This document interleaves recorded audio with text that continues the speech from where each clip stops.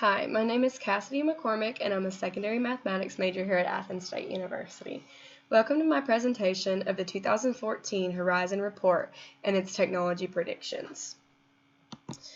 The report was posted in 2014, and I chose the K-12 edition.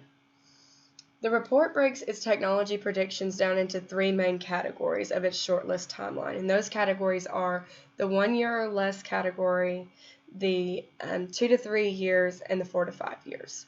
So let's look at the shortlist timeline for the 1 year or less categories. The main items are BYOD and cloud computing. BYOD is also known as BYOT for bring your own technology, whereas BYOD is bring your own device. It's defined as students bringing their own technological device to the learning environment. Some suggested devices are laptops, tablets, and smartphones, but devices types may vary based on usage. When the Horizon Report was written in 2014, they suggested that BYOD would be global in less than a year.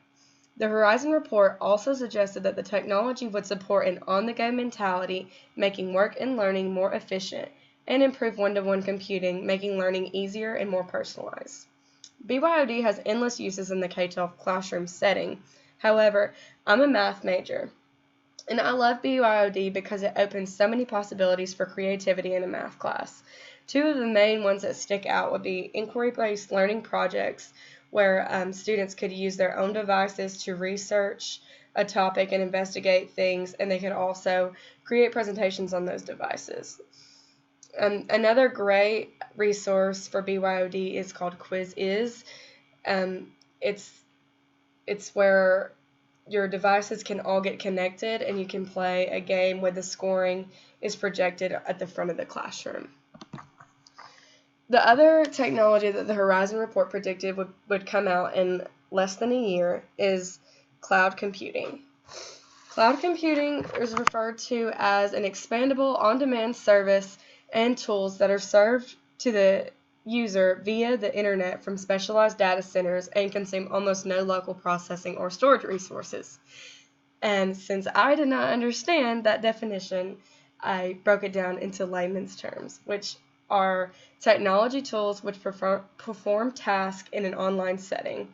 They support collaboration, file storage, virtualization, and cloud technologies. The Horizon Report predicted in 2014 that cloud computing would quickly become a staple in education. This was due to the inexpensiveness and accessibility of cloud computing. Resources like Gmail, Google Drive, and Dropbox provide a solution to problems with software security and support. They also provide students and teachers with fully enabled virtual computing environments. Cloud computing is really easily integrated into the K-12 classroom. Some of my favorite uses would be Dropbox for turning in assignments or sharing documents with group members, and Google Drive is great for collaboration on any kind of project. You can do Google Slides to do a presentation, Google Docs to collab like a wiki environment. It's really endless possibilities that can be used in education. So the next category of time to adoption is 2 to 3 years, and the two items in this section are games or gamification and learning analytics. Games are defined as video games or virtual environments which highlight artistic, logic, and social abilities. They have been known to teach new forms of thought and behavior.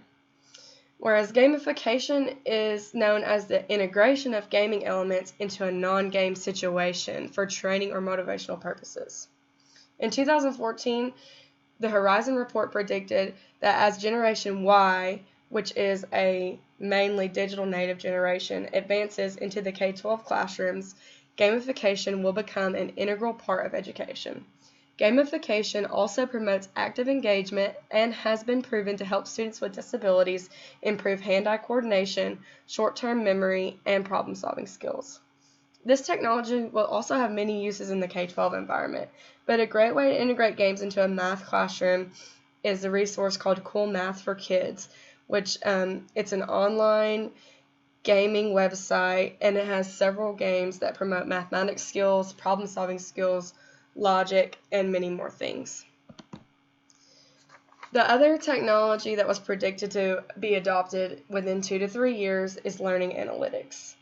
It's much like web analytics, which is a science that analyzes data of consumers to help make decisions on products and advertisement, but learning analytics is focused on creating a learner profile. The main goals of the technology is to build better pedagogies, empower students to be active in learning, target at-risk student populations, and assess factors that affect student completion and student success. In 2014, the Horizon Report predicted that educators will be using learning analytics in everyday classroom within 2 to 3 years. And in my future as a secondary math educator, learning analytics will be extremely helpful and almost mandatory to better instructional strategies and reach every student in the classroom. The final category that the Horizon Report predicted was the time to adoption of 4 to 5 years. The two main categories are the Internet of Things and wearable technology. The Internet of Things is a network of connected objects that link the physical world with the world of information through the web.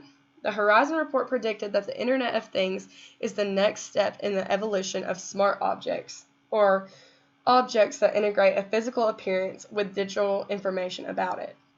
The Horizon Report pointed out that Internet-enabled appliances were rising, but the K-12 sector had merely potential in 2014.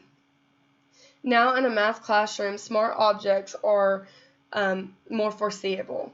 They could be used in informal learning settings. For example, you could use 3D solids and allow students to inquire and investigate the properties of those solids, as opposed to just writing down the properties of all the 3D solids. They could actually have them in their hands and communicate and use the web as a resource. The other technology that is foreseeable within 4 to 5 years of the 2014 Horizon Report is the wearable technologies. These are devices that can be worn by users taking the form of an accessory such as jewelry or clothing.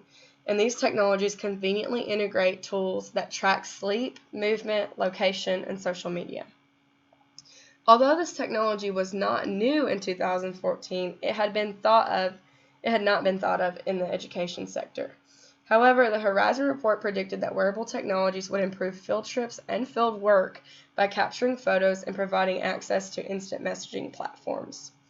In my future as an educator, I think it would be cool to do a type of project where you need to collect data and make graphs, and you could use the wearable technologies such as a smartwatch or something like that can track your sleep or track your movements and your heart rate, and the students could collect data on each other and then use that to compare to each other and make graphs and presentations. And those are the resources that I used.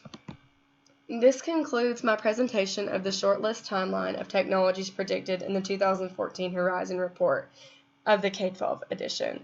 Thank you for listening, and I hope you enjoyed it.